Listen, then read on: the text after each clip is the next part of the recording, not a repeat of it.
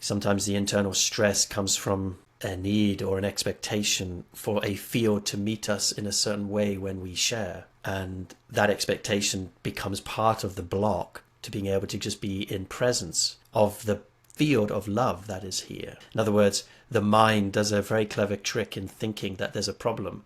But the problem with naming a problem is that it creates the need for a solution. And then we become attached and expectant of a solution to our problem when that entire problem is the problem itself. I don't know if this is making sense, but there is the way that I feel as I hear you share, it's like it's tempting to want to go into an analysis or a fix-it type of mode where we can share maybe potential reasons, maybe there's trauma, or maybe there's something you've overlooked, maybe there's another thing that if we can just peel back the layers, look behind the door, turn over enough rocks, we will finally find the missing ingredient to why you're not resting. But what if we begin by simply being with, in this case, this field of this community, to share into it and to feel the enoughness of feeling felt and get very curious about the dissatisfaction of not getting met in an answer.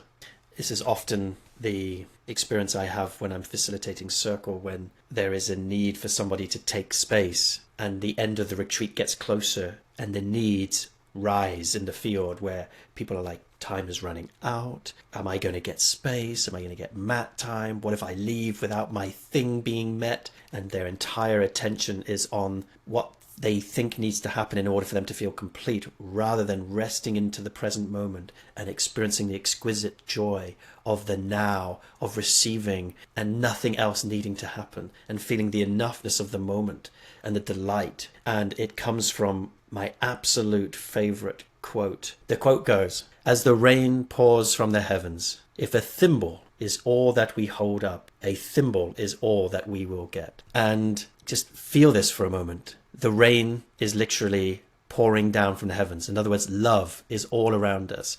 Joy, exquisite, divine connection is pouring down from the heavens. And if we're just holding up a thimble, a tiny, tiny little vessel, we will only experience a tiny amount of love, and our only experience will be, it's not enough love, it's not enough joy, it's not enough presence. The question becomes, how do we turn that thimble into a bucket? How do we increase the container for love to exist as a natural state where it feels overflowing and abundant, so we wake up in that joyful state? Not because there's now more love. There was always more love. That was never the issue. It's just we're now more able to feel it. And I think, just to bring it back to what Summer was saying about slowing down and becoming more conscious and present, this is how we expand from a thimble to a bucket. And it's what Circle teaches, and it's what all beingness practices teach. What makes this thimble small to the point where we can't receive the rain from the heaven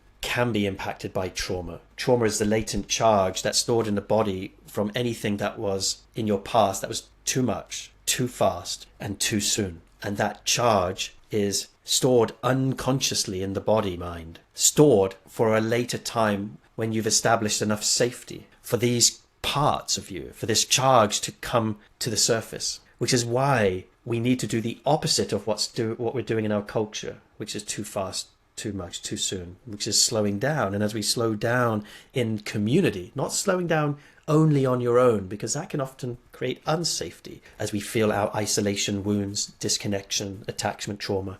But when we're felt in our slowing down, oh wow, there is an opportunity then to feel things that we have never felt before, and we need to feel it to heal it. There is healing that happens. And again, I don't want to say this to you as if this is your path and that I'm diagnosing you with trauma, although everyone has trauma. And if I could speak for myself, this is definitely my experience. I have lived a life where there were many things that were too much, too fast, too soon. A father that didn't know how to be with my emotions, was physically violent when I was emotional as a way to shut that down. Was brought up in a culture where love is valued by how much I achieve and the quality of my doing rather than my being, and where emotionality was not valued, but defensive humor was, for example. And so it was very easy to feel overwhelmed as a young nervous system. And that unwinding is a practice and a process that takes, well, it doesn't really matter how long it takes.